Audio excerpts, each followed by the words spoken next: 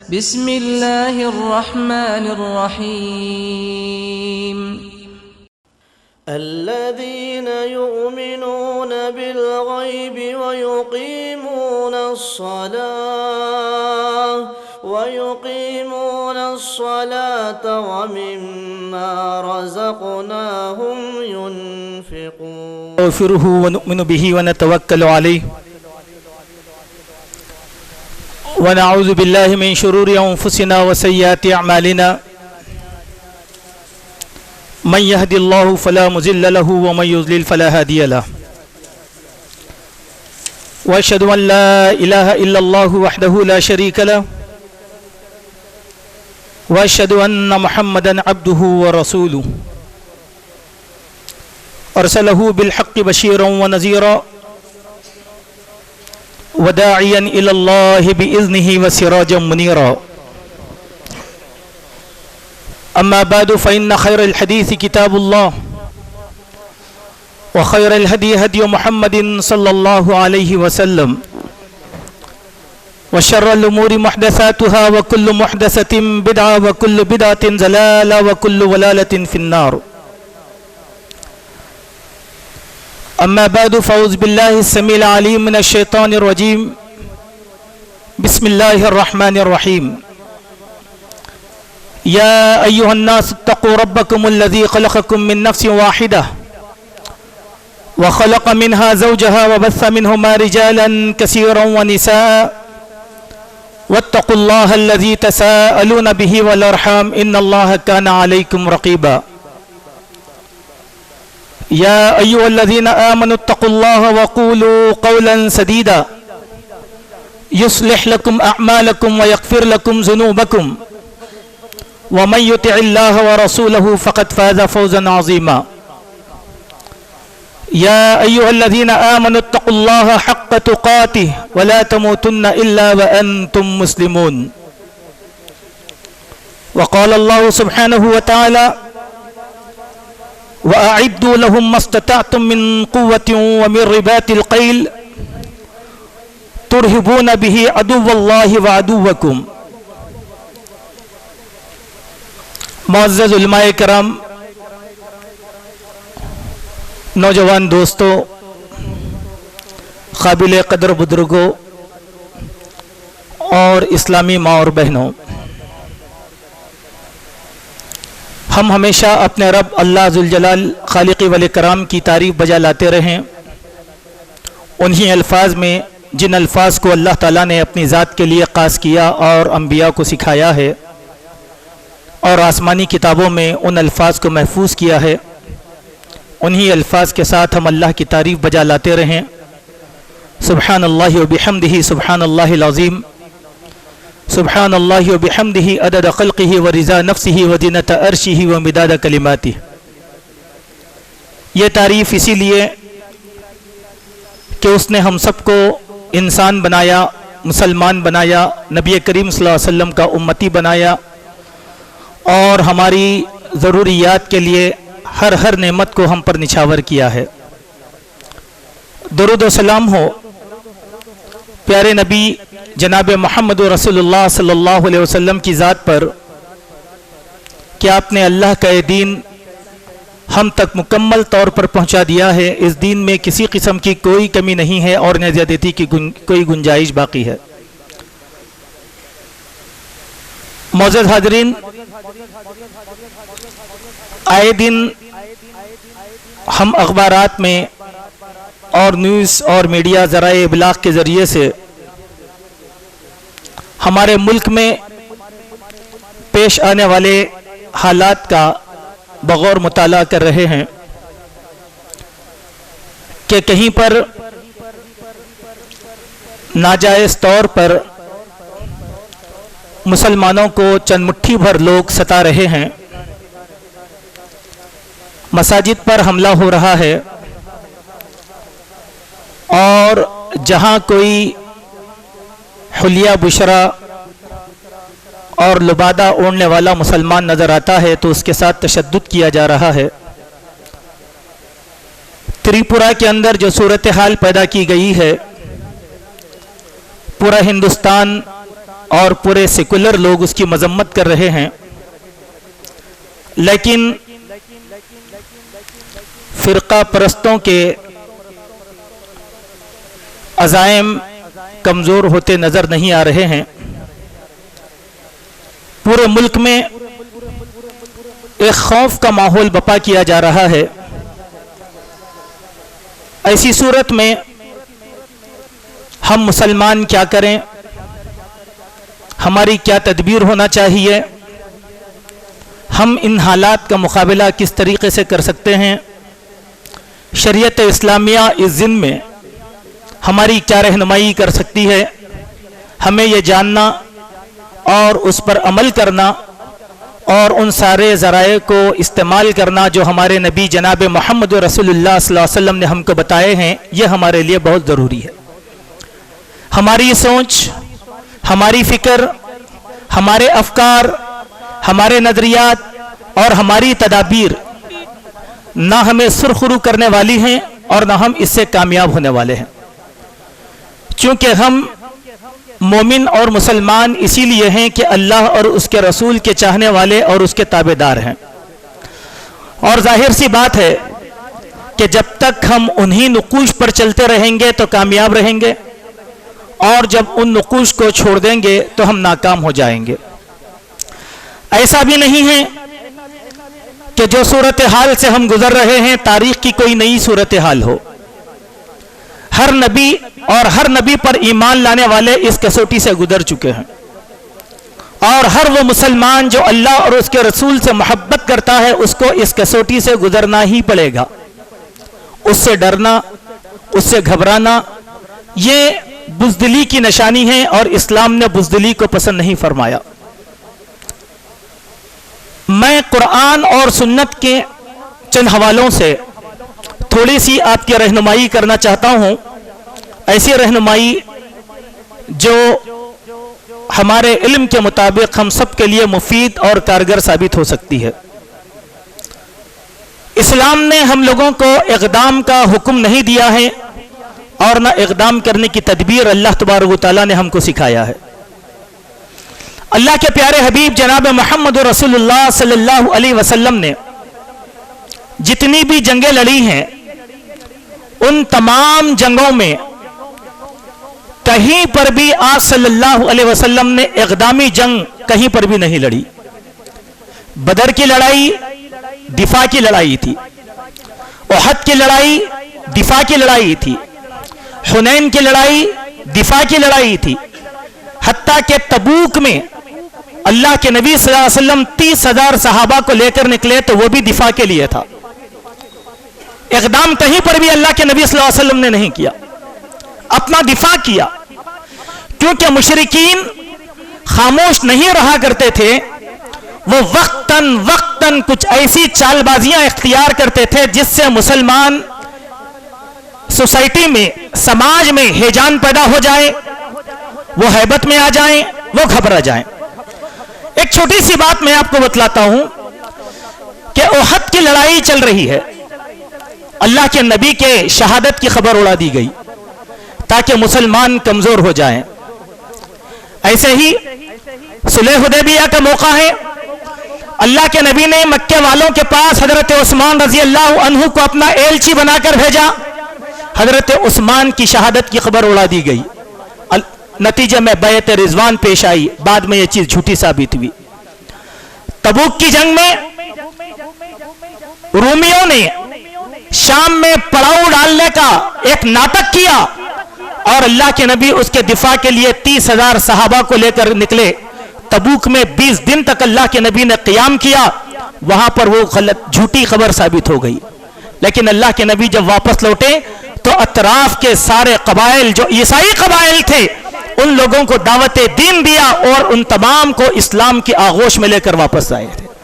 تو بات یہ ہے کہ ہماری کوئی لڑائی اقدام کی لڑائی نہیں ہے، ہماری ہر لڑائی دفاع کی لڑائی ہے، اور یہ دفاع کے لیے حق قانونی طور پر بھی ہم کو دیا جاتا ہے، اصولی طور پر بھی یہ حق ہر نفس کو حاصل ہے، لیکن اقدام کی اسلام نے ہم لوگوں کو اجازت نہیں دی۔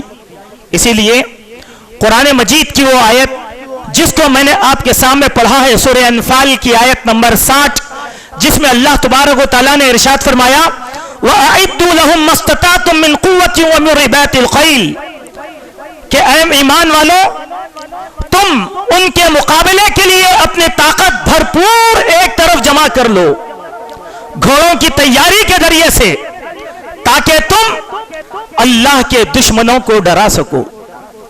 یہاں پر مسلمان کو ہمیشہ تیار رہنے کا حکم دیا گیا ہے، اقدام کے لیے نہیں بلکہ اپنے دفاع کے لیے، اپنے دفاع کے لیے۔ اور یہی صورتحال آج ہمارے پاس ہے کہ اقدام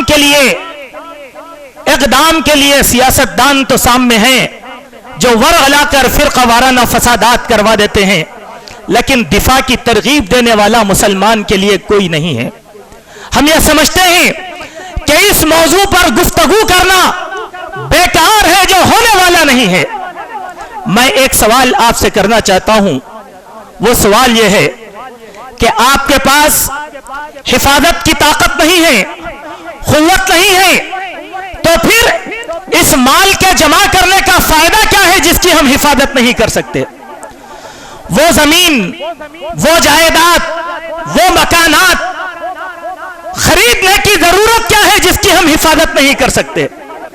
پھر ان اولاد کو پیدا کرنے کی ضرورت کیا ہے جن اولاد کا تحفظ نہیں کر سکتے؟ ہماری خواتین کا ہم تحفظ نہیں کر سکتے۔ یہ تو اجتماعیت کی بات نہیں ہے، یہ انفرادیت کی بات ہے۔ میں میرے والدین، میرے بیوی بچوں اور میرے بھائیوں کی دفاع کا مکمل حق رکھتا ہوں، چونکہ وہ میری ذات ہے، میری برادری ہے، میری نسل ہے۔ لیکن یہ کیسی ہمت ہوگی، یہ کیسی حوصلہ افزائی ہوگی کہ میں کھڑا ہوا ہوں اور میری آنکھ کے سامنے میری بیٹی کی عزت تار تار کی جاتی ہے، میری آنکھ کے سامنے میرے گھروں کو جلایا جاتا ہے اور میری تجارتوں کو برباد کر دیا جاتا ہے، اللہ کے گھروں کو نیست و نابود کر دیا جاتا ہے، اور ہم تماشائی بنے ہوئے رہتے ہیں۔ یہ بزدلی کی نشانی ہے، اور وہی بزدلی آج ہمارے پاس آ گئی۔ وہی بزدلی کا نتیجہ ہے کہ مسلمان شخصی طور پر کمزور پڑ گیا ہے۔ ہمارے ملک کا کانسٹیٹیوشن ہے، قانون ہے، دستور ہے کہ اس دستور میں خود حفاظتی کے لیے اقدامات کی اجازت دی گئی اور قانون بنایا گیا، لیکن آپ بتائیے کہ ہم میں کے کتنے ایسے نفوس ہیں جو خود اپنے آپ کو بچانا چاہتے ہیں یا اپنی اولاد کو بچاؤ کی تدبیر سکھانا چاہتے ہیں؟ نہیں، تو پھر اس جینے کا فائدہ کیا ہے؟ اور قرآن مجید میں اللہ تبارک و تعالیٰ نے جو باتیں کہیں ان باتوں سے سراسر ہماری طبیعت اتفاق نہیں کرتی۔ بخاری شریف کی ایک حدیث ہے، اس حدیث میں اللہ کے پیارے نبی صلی اللہ علیہ وسلم نے تبوک کے تعلق سے بیان فرمایا کہ تبوک سخت گرمیوں میں پیش آئی تھی، قحط سالی کا زمانہ تھا، مسلمان مصیبتوں میں تھے۔ جب تبوک کا اعلان کیا گیا تو کوئی بھی جنگ پر آمادہ نہیں تھا، لیکن ایمان کی ایک کیفیت جو اللہ کے پیارے حبیب نے جب آواز لگائی تو صحابہ کی ایک بڑی جماعت تبوک کے لیے نکل گئی اور تیار ہو گئی۔ اس موقع پر اللہ کے پیارے نبی صلی اللہ علیہ وسلم نے صحابہ سے خطاب کر کے جو جملہ بیان کیا تھا، وہ جملہ ہم سارے کے سارے لوگوں کو سوچنا بہت ضروری ہے۔ کہا دشمن سے مقابلے کے لیے بھرپور تیاری کر لیں۔ چنانچہ مسلمانوں نے اس جنگ میں بھرپور تیاری کے ساتھ نکلے تھے۔ ہمیشہ مسلمان کو تیار رہنا چاہیے، کسی کو قتل کرنے کے لیے نہیں، کسی کو اجاڑنے کے لیے نہیں، کسی کی نسل کو فنا کرنے کے لیے نہیں، بلکہ اپنی حفاظت کے لیے ہمیں تیار رہنا چاہیے۔ اگر کوئی انسان اپنی حفاظت کے لیے بھی تیار نہیں ہے تو پھر ایسے انسان کا جینا اور ایسے انسان کا مرنا دونوں برابر ہے۔ کیا بات ہے کہ اگر کوئی ہمیں قتل کرنے کے لیے دوڑا رہا ہے تو ہم اس کے آگے آگے دوڑ رہے ہیں اور وہ ہمارے پیچھے پیچھے ہتھیار بند دوڑ رہا ہے۔ ایک بات یاد رکھیں، اللہ کے نبی نے ہتھیار جمع کرنے کا حکم نہیں دیا۔ اللہ کے پیارے حبیب صلی اللہ علیہ وسلم نے کئی اوزار جمع کرنے کا حکم نہیں دیا، اسی لیے کہ مومن کے نزدیک سب سے بڑا اوزار اس کا ایمان ہے اور سب سے بڑا ہتھیار اس کا عقیدہ اسلام ہے. اس سے بڑھ کے کوئی ہتھیار نہیں ہو سکتا. اس کے لیے بدر کی مثال کو آپ دیکھیں. کیا تھا بدر کی جنگ میں؟ 60 اونٹ، 2 گھوڑے، 2 زیرہ اور نامکمل ہتھیار، نامکمل افراد. 12 سال کے نوجوانوں کو شامل کیا گیا تو لشکر 313 کا بنا تھا. لیکن کیا تھا؟ ایمان کی حرارت تھی، ایمان کی حرارت تھی، ایمان کی گرمی تھی، اسلام کی فضیلت تھی. اللہ کی نصرت آسمانوں سے نازل ہوئی، اللہ کی مدد آسمانوں سے نازل ہوئی، ملائکہ کا نزول ہوا اور مسلمان اس سارے کے سارے بڑے سے بڑے لشکر پر غالب رہے. کیوں؟ ایمان کی کیفیت. اسی لیے میرے مومن بھائیوں، مسلمان کا جینا ایمان ہے. چونکہ ہم کو یہ سکھایا گیا ان صلاتی و نسکی و محیای و مماتی للہ رب العالمین. میرا جینا اور مرنا اور میری یہ نماز اور یہ میری قربانی دونوں جہانوں کے پروردگار کے لیے ہے. سبحان اللہ. میرا جینا اللہ کے لیے، میرا مرنا اللہ کے لیے. اس کی تفصیل کے لیے ہم عمار ابن یاسر کا واقعہ اپنے سامنے رکھیں. حضرت عمار ابن یاسر کے خاندان کو تکلیفیں دی گئی. ان کی والدہ سمیہ کی شرمگاہ میں مشرکین نے نیزہ مار کر ان کو شہید کر دیا اور ان کو اذیتیں دی جا رہی تھی. اللہ کے نبی کا گزر ہوا تو حضرت عمار ابن یاسر نے آواز دے کر اللہ کے نبی سے کہا کہ یا رسول اللہ، آپ دیکھتے ہیں کہ کیسی اذیت ہم کو دی جا رہی ہے، اللہ کے لیے رحم کی دعا کرے. اللہ کے نبی کا وہ جملہ جو عمار ابن یاسر سے کہا کیا کہ اے آل یاسر، صبر کرو، تمہارا ٹھکانہ جنت ہے. اس وقت کو یاد کرو، ابھی وہ ظالم و جابر تم پر مسلط نہیں ہوئے جو سابقہ امتوں میں ایمان لانے والوں کو 2 درختوں سے باندھ دیا جاتا اور ہوائیں ان کے جسم کو 2 ٹکڑے کر کر رکھ دیتی. ان کے جسموں کو آدھا زمین میں گاڑ دیا جاتا اور آروں سے ان کے جسموں کو 2 ٹکڑے کر دیا جاتا. ابھی ایسے ظالم و جابر تم پر مسلط نہیں کیے گئے ہیں، لہذا اے آل یاسر تم صبر کرو، تمہارا ٹھکانہ جنت ہے. اس کے معنی کیا ہے میرے بھائیوں؟ کہ اللہ کے نبی نے عمار ابن یاسر کے خاندان کو بزدل بنایا تھا؟ نہیں، اللہ کی مدد کی دعائی دی تھی جو صبر کے ذریعے سے آتی ہے، جو صبر کے ذریعے سے آتی ہے. مشرک کا کام ہے اہل ایمان کو اذیتیں دینا، اہل ایمان کو تکلیفیں دینا، اہل ایمان کو مارنا اور جلانا. تاریخ میں سب چیزیں ثابت ہے، لیکن ایمان والوں کا کام کیا ہے؟ اپنے عقیدہ ایمان کو سلامت رکھنا، صبر کرنا، لیکن بزدلی نہیں دکھانا، اپنے آپ کو ہمیشہ تیار رکھنا اپنے دفاع کے لیے. کیوں؟ اللہ کے نبی کی ایک حدیث جو ابو داؤد میں آئی، حدیث نمبر 4772. اس حدیث میں اللہ کے پیارے نبی صلی اللہ علیہ وسلم نے ارشاد فرمایا من قتل دون مالہ فہو شہید. جو بھی انسان اپنے مال کے تحفظ میں قتل کر دیا جاتا ہے وہ شہید ہے، شہادت کا درجہ دیا گیا ہے. ومن قتل دون اہلہ، اور جو کوئی انسان اپنے اہل و عیال کے بچاؤ کے لیے شہید کر دیا جاتا ہے وہ شہید ہے. اور دون دمہ، اپنے آپ کے دفاع کے لیے، اپنے خون کو بچانے کے لیے اگر کوئی مار دیا جاتا ہے وہ بھی شہید ہے. اور دون دینہ فہو شہید، یا مسلمان سمجھتے ہوئے دین کی بنیاد پر کوئی قتل کر دیا گیا تو وہ بھی شہید ہے. سبحان اللہ. آج تو شہادت کے وہ دن ہمارے پاس نہیں ہے جو میدان کارزار میں کیے جاتے تھے، لیکن آج ہماری املاک جلائی جا رہی ہے. ہم بچاؤ کے لیے مر رہے ہیں تو شہید، لیکن اسلام اور تقوی صبر کے ساتھ انسان اپنا دفاع کرے. اس حدیث میں 4 بنیادیں شہادت کی بتائی گئی، لیکن یہاں ہم کو غور کرنا ہے. ان 4 بنیادوں میں کہیں پر بھی بزدلی نہیں، بلکہ اپنے دفاع کے لیے تیار رہنے کا مسلمان کو عادی بنایا گیا ہے. صحابہ کرام اپنا دفاع کرنا جانتے تھے. اب اس دفاع میں اگر شہید کر دیا گیا وہ شہید ہے، اللہ اس کی قربانی کو قبول فرما لے. لیکن پیٹ پھیر کر بھاگنا، علاقہ چھوڑ کر راہ فرار اختیار کرنا، یہ اسلام نہیں سکھاتا. کہاں تک جاؤ گے؟ کہاں تک جاؤ گے؟ ایک نقطہ نظر میں آپ کے سامنے رکھنا چاہتا ہوں. آپ نے دیکھا روہنگیا کی زمین پر مسلمان ہندوستان سے پہلے آئے ہوئے تھے. برما کی زمین پر مسلمان صحابہ کے زمانے سے ان کا وجود ہے. 1400 سال کی تاریخ برما کی زمین پر مسلمان کی ہے. لیکن وہاں کیا ہوا؟ بدھستوں نے روہنگیائی مسلمانوں کا قتل عام کیا اور وہ پیٹ پھیر کر اپنا علاقہ چھوڑ کر بھاگ کر آئے. دنیا کے کئی ممالک کے اندر پناہ گزین کی کیفیت وہ انہوں نے اختیار کی. یہ کیوں؟ یہ بزدلی کا نتیجہ تھا, یہ غفلت کا نتیجہ تھا. ایسی ہی غفلت سے قرآن نے بیدار کیا ہے, اللہ کے نبی نے بیدار کیا ہے. ایسی ہی غفلت سے. کس طرح کی غفلت؟ میں آپ کو کچھ چیزیں بتاتا ہوں کہ آج ہمارے بھائیوں کے ذہن میں یہ بات ڈال لی گئی اور ہمارے نوجوانوں کے ذہنوں میں ایک بات یہ پیوست کر دی گئی کہ طاقت اگر ہو تو سب کچھ ہوگا, ہتھیار اگر ہو تو سب کچھ ہوگا. نہیں ہوگا. ایمان اگر ہو تو سب کچھ ہوگا. پہلے ایمان کی بات کرو. ہماری غفلت کیا ہے؟ آج ہمارے نوجوان کو دیکھو کس غفلت کا شکار ہے, کس اوباشی کا شکار ہے. اس کو اپنی زندگی کا مقصد حیات آج تک نہیں معلوم. اس کا طرز زندگی کیا ہے؟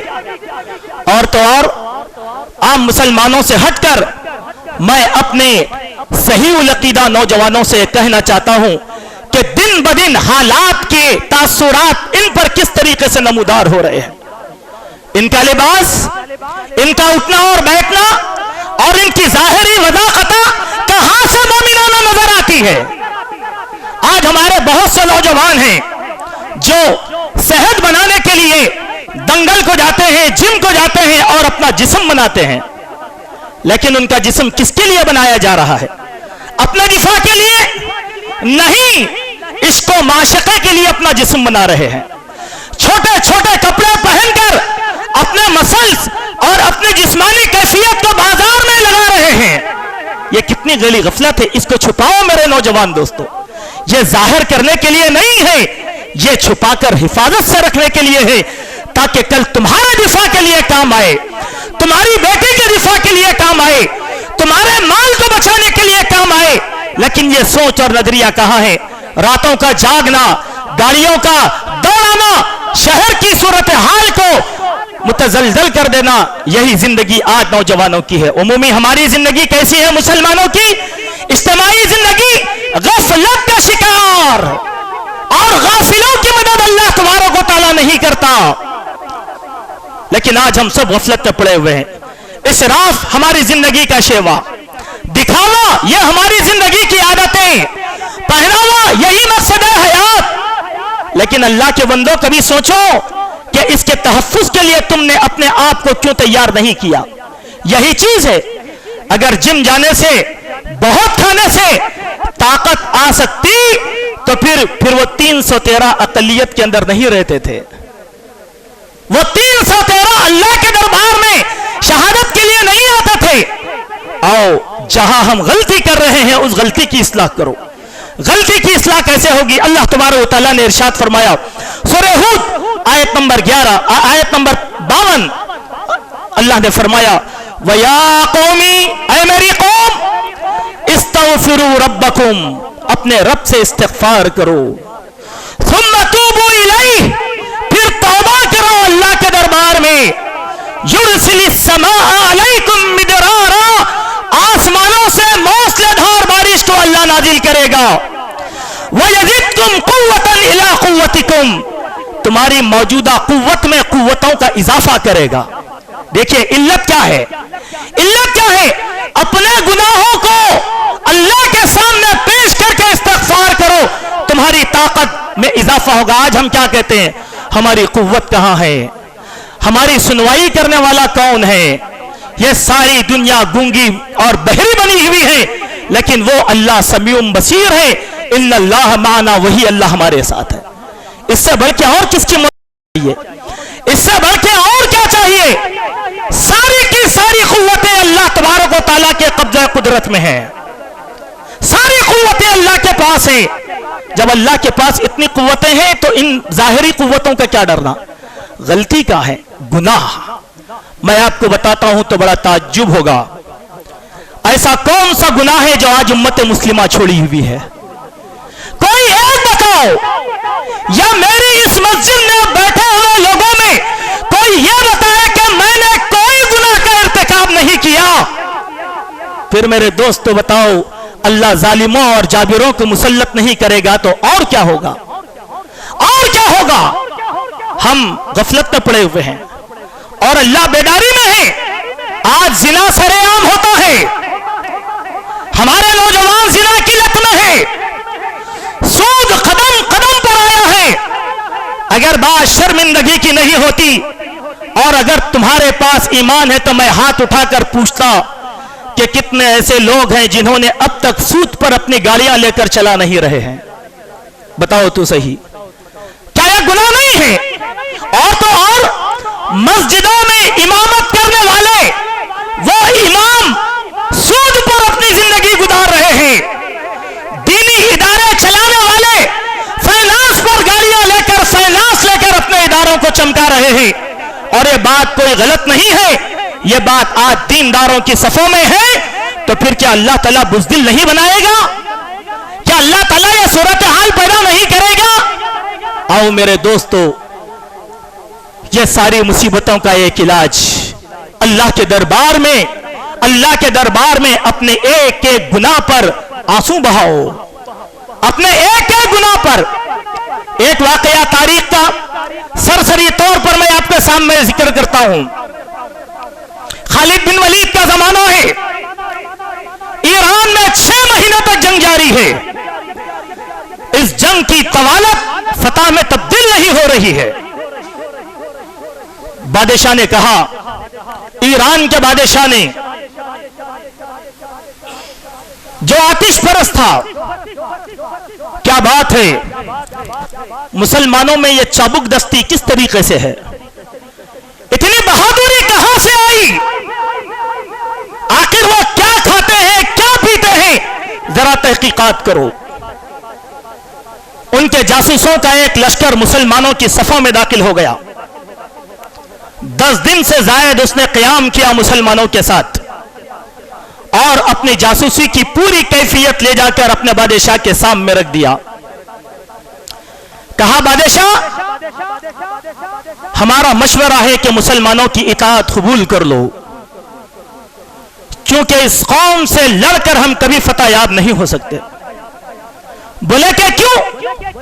بڑا عجیب لوگ ہیں، دل میں اپنے رب کو راضی کرنے کے لیے میدان عمل میں چابک دستی کا مظاہرہ کرتے ہیں، بے دلی کے ساتھ ہم سے لڑتے ہیں، اور رات کے اندھیروں میں اپنے گناہوں اپنے رب کے سامنے پیش کر کر کے آنسو بہاتے ہیں۔ ایسی قوم کو شکست دینا ہمارے بس کی بات نہیں ہے۔ بتاؤ کہاں دست و بازو کی بات کی گئی تھی؟ وہاں تو اپنے گناہوں کی بات کی گئی تھی۔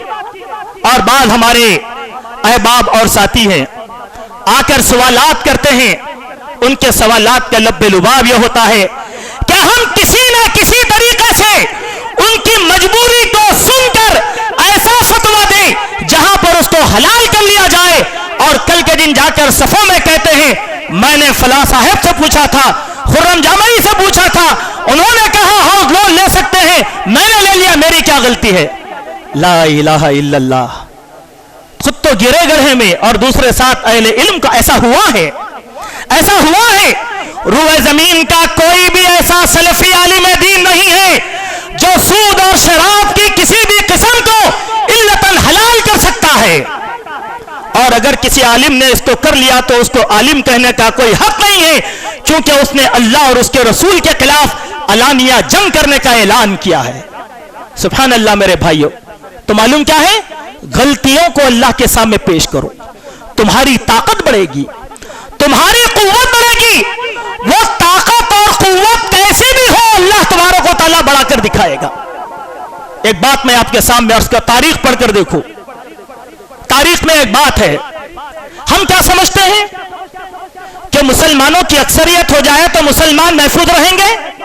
نہیں میرے بھائی، جب اللہ تبارک و تعالیٰ یہ چاہے گا اس قوم کی حفاظت کرنا ہے، ظالموں اور جابروں کے دلوں میں محبت ڈال کر کافروں لوگوں کو ہمارے خلاف کھڑا کر دے گا, ہمارے تائید میں کھڑا کر دے گا. دیکھو حبشہ کی پہلی ہجرت 11 صحابہ اور 2 عورتیں کی تھی, دوسری ہجرت 18 عورتیں اور 82 مرد کیے تھے. اور جب یہ شاہ نجاشی کے دربار میں پہنچے, مکہ والے وہاں پر بھی خاموش نہیں بیٹھے, بلکہ نجاشی کو جا کر ورغلانا شروع کر دیا. بڑے تحفے لے کر گئے, بڑے تحائف لے کر گئے, نجاشی کو دیا. اور کیا کہا, بادشاہ کچھ بھگوڑے ہمارا ملک چھوڑ کر تمہارے ملک میں آ گئے ہیں, کچھ فسادی ہمارے ملک مکہ کی فضا کو خراب کر کے آپ کے ملک میں آ گئے ہیں, اور ہم یہ نہیں چاہتے کہ تمہارے ملک میں بدامنی ہو جائے. سبحان اللہ. یہ لوگ آئے, بادشاہ پریشان ہو گیا, بلایا مسلمانوں کی جماعت کو, پوچھا وہ کون سا دین تم لے کر آئے ہو, کس دین پر ایمان لے کر آئے ہو کہ یہ لوگ ایسا کہہ رہے ہیں. تو مسلمانوں نے اپنا جواب دینے کے لیے حضرت جعفر رضی اللہ عنہ کو پیش کیا. حضرت جعفر نے بادشاہ کے ایک ایک سوال کا جواب دیا. کیا کہا جعفر نے, کہا بادشاہ ہم ظالم تھے, رحم نام کی کوئی چیز ہماری زندگی میں نہیں تھی, ہم اپنی اولاد کو قتل کیا کرتے تھے, جنگیں لڑا کرتے تھے, بدقماشی میں مبتلا تھے, کوئی امن و امان ہمارے پاس نہیں تھا. لیکن ایک شخص محمد صلی اللہ علیہ وسلم ہمارے پاس آئے, ہم کو سبق سکھائے انسانیت کا, ہم انسان بنے, ہم کو حلال سکھایا, ہماری تعلیم دی, اور ہم سے کہا کہ اللہ ایک ہے. اس قوم سے بھی ہم نے کہا کہ اللہ ایک ہے, تو یہ قوم دشمن بن گئی. سبحان اللہ. مکہ والوں نے کیا کہا تھا, جعفر نے کیا کہا, بادشاہ کا دل پسیج گیا, بادشاہ کا دل پسیج گیا. کیا کہا, پورے تحفے طوائف مکے کے قافلے کو ذلت کے ساتھ نکال کر اپنی سرحدوں کے باہر بھیجا, اور مسلمانوں سے کہا کہ تم ہمارے وطن میں آزاد رہو, جب تک چاہتے جب تک رہو. معلوم کیا ہے, دیکھو بزدلی کی بات نہیں. اگر ہم ایمان والے بن جائیں گے, اللہ تبارک و تعالیٰ فاسقوں کو, فاجروں کو, کافروں کو ہمارا ہم نوا بنا کر کھڑا کر دے گا. ایسا دن آئے گا, ایسا دن آئے گا. لیکن شرط کیا ہے, شرط کیا ہے, ہم اپنے گناہوں کو اللہ کے سامنے رکھیں, بزدلی کا مظاہرہ نہ کریں, سارے کے سارے سورما بن جائیں, کائنات پہ فتح نہیں ہوگی, لیکن سارے کے سارے مومن بن جائیں تو پھر اللہ کا وعدہ پورا ہوگا. اللہ نے فرمایا وَلَا تَهِنُوا وَلَا تَحْزَنُوا وَأَنْتُمُ الْأَعْلَوْنَ إِن كُنتُم مُؤْمِنِينَ. اے لوگوں, نہ گھبراؤ, نہ پریشان ہو, نہ کبیرہ قاتل ہو, تم ہی غالب رہو گے, شرط یہ ہے کہ تم مومن بنو. ہم سارے مسلمان مومن نہیں ہیں, سارے مسلمان ہیں, کلمہ پڑھ لیے, مومن نہیں ہیں. اور مومن صحابہ کے نقوش پر چلنے کے بعد بنتا ہے, صحابہ کے نقش قدم پر چلنے کے بعد بنتا ہے. میرے مومن بھائیو, آئیے اللہ کے نبی کی ایک حدیث جو مسلم شریف میں آئی, میں اس حدیث کو آپ کے سامنے عرض کرنا مناسب سمجھتا ہوں. اللہ کے نبی نے فرمایا, اے لوگوں, ایک وقت آئے گا تمہارا قتل عام کیا جائے گا, اور تمہارا قتل عام اس طریقے سے کیا جائے گا جیسے بیماری کی وجہ سے جانوروں کے ریوڑ میں موتیں ہو جاتی ہیں, موتوں کی کثرت ہو جائے گی. صحابہ نے پوچھا, کیوں یا رسول اللہ, اس وقت مسلمان تعداد میں کم رہیں گے؟ اللہ کے نبی نے کہا کہ نہیں, وَلَكِنَّكُمْ غُثَاءٌ كَغُثَاءِ السَّيْلِ, اس وقت تمہاری تعداد سمندر کے قص و خاشاک اور کس کے مانند رہے گی. لیکن کیا ہوگا, تمہارے دلوں میں بزدلی آ جائے گی, تمہارے دل بزدل ہو جائیں گے. پوچھا یا رسول اللہ بزدل کس کو کہتے ہیں؟ فرمایا حب الدنیا و کراہیت الموت, تم دنیا سے محبت کرو گے اور موت سے نفرت کرو گے. کیا ہے ہماری زندگی تو یہ نا, بزدلی کے معنی یہی ہے, یہی اور کوئی نہیں. صبح سے شام تک ایک تجارت سے دوسری تجارت کی طرف پڑا ہوا انسان, وقت نہیں ہے اس کے پاس, ایک بنگلے پہ دوسرے بنگلے کے پیچھے پڑا ہوا ہے, ایک گاڑی سے دوسری گاڑی کے پیچھے پڑا ہوا ہے. یہ کیا ہے میرے بھائی, یہی تو بزدلی ہے جس کا ذکر اللہ تبارک و تعالیٰ نے قرآن مجید کے اندر اللہ تبارک و تعالیٰ نے اس کا ذکر قرآن مجید میں بیان فرمایا ہے کہ اے لوگو ذرا بتلاؤ تو صحیح کہ تمہارے نزدیک سب سے زیادہ محبوب اور سب سے زیادہ پسندیدہ چیز کیا ہے. فرمایا سورہ توبہ آیت نمبر 24 قُلْ إِن كَانَ آبَاؤُكُمْ آپ کہہ دیجئے تمہارے باپ دادا وَأَبْنَاؤُكُمْ تمہاری اولاد وَإِخْوَانُكُمْ تمہارے بھائی وَأَزْوَاجُكُمْ تمہارے شوہر اور بیوی کے رشتے وَعَشِيرَتُكُمْ اور تمہارے خاندان وَأَمْوَالٌ اقْتَرَفْتُمُوهَا اور وہ تمہارے مال جس کو تم نے محنت سے کمایا ہے وَتِجَارَةٌ تَخْشَوْنَ كَسَادَهَا اور وہ تجارتیں جس کے نقصان سے تم ڈرتے ہو وَمَسَاكِنُ تَرْضَوْنَهَا اور وہ مکانات جس سے تم راضی ہو گئے ہو أَحَبَّ إِلَيْكُم مِّنَ اللَّهِ وَرَسُولِهِ یہ تمہارے لیے محبوب ہے یا تمہارا رب اللہ اور اس کا رسول محبوب ہے. ایک سوال ہم سے کیا اللہ تعالیٰ نے, اب فیصلہ کرو ہم نے کہا ہر انسان کیا محبوب ہے ہمارے پاس نہیں. آج یہ ساری چیزوں کے تحفظ کے لیے ملت کا سودا کیا جاتا ہے, ملت کا سودا کیا جاتا ہے تاکہ میری تجارت محفوظ رہے, عقیدوں کا سودا کیا جاتا ہے تاکہ ہماری معیشت سیدھی رہے, لیکن محبت اللہ اور اس کے رسول کی دل میں ہے نہیں, یہ بنیادی کمزوری. پھر اللہ نے فرمایا وَجِهَادٍ فِي سَبِيلِهِ کہ اللہ کی راہ میں جد و جہد کرنا. فَتَرَبَّصُوا حَتَّى يَأْتِيَ اللَّهُ بِأَمْرِهِ تو انتظار کرو تھوڑا سا, اللہ تبارک و تعالیٰ کا وہ وعدہ پورا ہوگا جو اللہ تبارک و تعالیٰ نے تم سے وعدہ کیا. تو میرے بھائی اب ہم اپنے خطبے کو اختتامی مراحل پر لے جائیں گے. اب یہ بزدلی دور کیسے ہو؟ کسی کو قتل کر کے نہیں.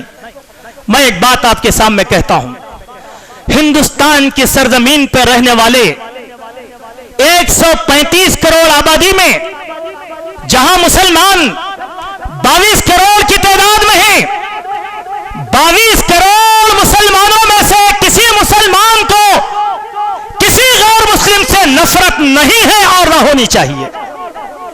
نہیں, ہم کو کسی بھی غیر مسلم سے نفرت نہیں. کیوں؟ ہم دائی قوم ہیں, ہمارا کام ہے کہ ان کو دعوت دیں. ان کا کام ہے ظلم کرنا, وہ اپنا کام کر رہے ہیں, ہم اپنا کام کریں. ہم یہ نہیں کہتے کہ ہمارے نوجوان نکلیں اور مقابلہ کریں, نہیں, یہ بھی نہیں. ہمارے معاملات کو اللہ کے حوالے کریں, اپنا احتساب کریں, اپنا احتساب کریں گے. مسجد کے بدلے میں کسی مندر کو نہیں توڑا جائے گا. ہم تحفظ کریں. عمر رضی اللہ عنہ نے اپنی خلافت میں 10,000 میل کے احاطے میں سارے یہودیوں اور نصرانیوں مشرکین کی عبادت گاہوں کا تحفظ کیا تھا. ہمارے پاس نہیں سکھایا گیا کہ ہم انتقام ایسا لے, وہ ہمارا ایک مارے گا تو ہم ان کو بھی ماریں گے. نہیں, ہماری نظر میں تو وہ نادان قوم ہے, ایک دن پچھتائیں گے اپنے کیے پر, ایک دن. لیکن اس کے معنی یہ نہیں کہ ہم پیٹ پھیر کر بھاگیں, نہیں, حکمت کی بات کریں. کل ہمارے استاذ بیان کر رہے تھے, ایک بات بڑی ہمت کی بات نظر آئی. اگر آپ ہمارے استاذ کو دیکھیں تو معلوم ہوگا دبلے پتلے ہوا آئے گی تو اڑ جائیں گے. لیکن بات کیسی, وہ اپنے وطن گئے, ایک رات وہاں قیام کیا تو ان کے علاقے میں جہاں مسلمانوں کی اکثریت ہے منادی کروا دی گئی کہ آج رات مواد کا حملہ ہونے والا ہے, لائٹیں بند کر دو, اپنے گھروں سے مت نکلو.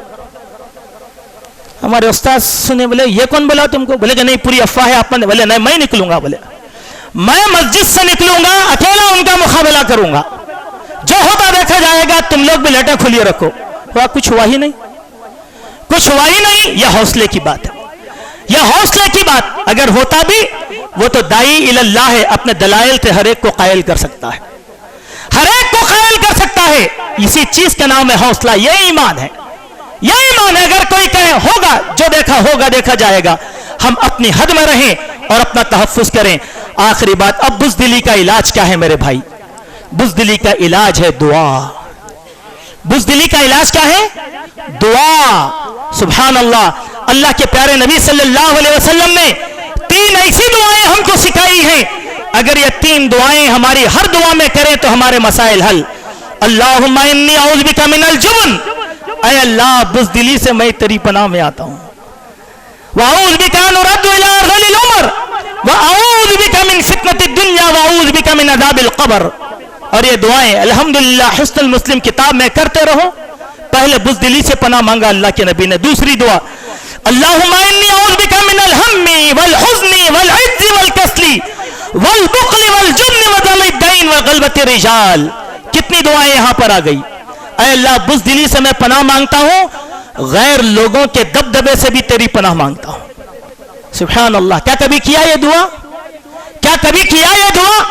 تیسری دعا اللہم انی اعوذ بک من عذاب القبر ومن عذاب النار ومن فتنة المحیا والممات ومن فتنة المسیح الدجال. سبحان اللہ. تقریباً لوگوں کو الحمدللہ ہمارے جوانوں کو بھی یہ دعا یاد ہوگی. لیکن میرے بھائی آج کے اس خطبے سے جو پیغام میں آپ کو دینا چاہتا ہوں وہ یہ کہ ہم اپنے دفاع کے لیے تیار رہیں. اپنے دفاع کے لیے اتنی طاقت تو ہو کہ میں میرا دفاع کر سکوں, میں میرے بیوی بچوں کو بچا سکوں.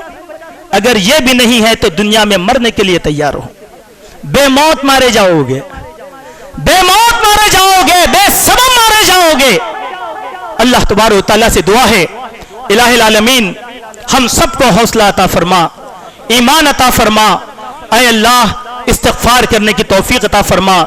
حاسدوں کے حسد سے بچا, ظالموں کے ظلم سے بچا, یہود نصارہ اور ہنود کے فتنوں سے اے اللہ تو ہم سب کی نگہبانی فرما لے. اے اللہ ہمارے دست و بازو میں قوت و طاقت عطا فرما. یا رب العالمین ہمیں عقل حلال کی توفیق عطا فرما. اے اللہ حرام راستوں سے ہم سب کی نگہبانی فرما. اے اللہ جب تک زندہ رکھ اسلام پر رکھ, جب ہمارا خاتمہ ہو ایمان پر ہو. الہ العالمین ہم میں کے جو بیمار ہیں انہیں صحت عاجلہ اور شفاء کاملہ نصیب فرما. اے اللہ بہت سے لوگوں نے دعاؤں کی درخواست کی ہیں. اے اللہ جناب عبد القدیر محمدی صاحب کو صحت عاجلہ اور شفاء کاملہ نصیب فرما. یا رب العالمین عبداللہ محمدی کو شفاء کاملہ عطا فرما. یا رب العالمین ہماری مسجد کے مصلی اے اللہ کافی بیمار ہیں, پریشان ہیں. الہ العالمین ہمارے اس ساتھی کو بھی اے اللہ تو صحت اور شفا نصیب فرما. اے اللہ ایک معصوم بچی کے لیے کسی نے چٹھی بھیجی ہے, اے اللہ اس معصوم بچی کو صحت اور صحت نصیب فرما. ہلاکت قید امراض سے امت مسلمہ کی نگہبانی فرما. یا رب العالمین جب تک تو زندہ رکھ اسلام پر رکھ, جب ہمارا خاتمہ ہو ایمان پر ہو. اے اللہ ہمارے نوجوانوں کو شعور نصیب فرما, بے شعوری کی زندگی سے اے اللہ ان کا تحفظ فرما. اے اللہ ہماری ان دعاؤں کو قبول کر لے. اللہم تقبل منا انک انت السمیع العلیم وتب علینا انک انت التواب الرحیم.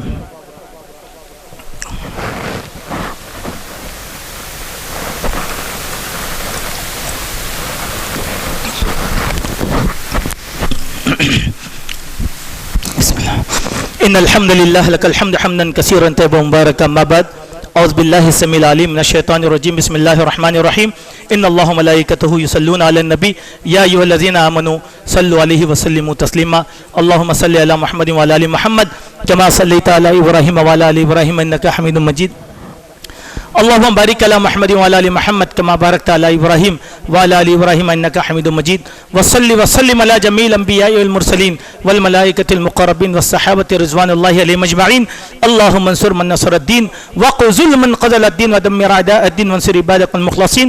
ربنا ظلمنا انفسنا وان لم تغفر لنا وترحمنا لنكونن من الخاسرين.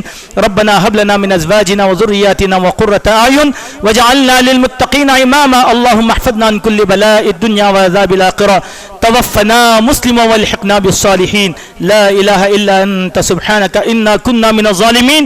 واعلموا عباد الله ان الله يأمر بالعدل والاحسان وايتاء ذي القربى وينهى عن الفحشاء والمنكر والبغي يعظكم لعلكم تذكرون. اذكروا الله يذكركم وادعوه يستجب لكم ولذكر الله اكبر والله يعلم ما تصنعون.